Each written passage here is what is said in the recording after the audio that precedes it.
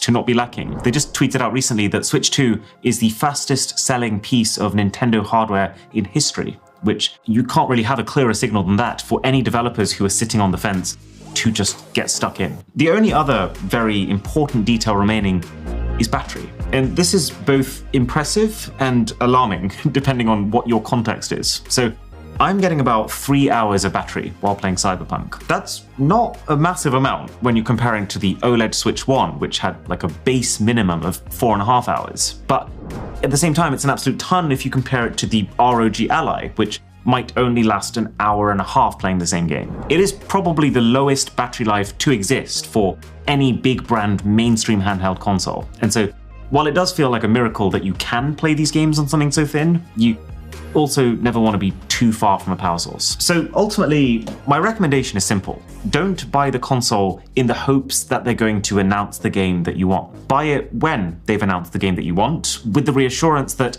as a piece of hardware to play that game on, Switch 2 is a very well-oiled machine, and hopefully you can get it cheaper by then.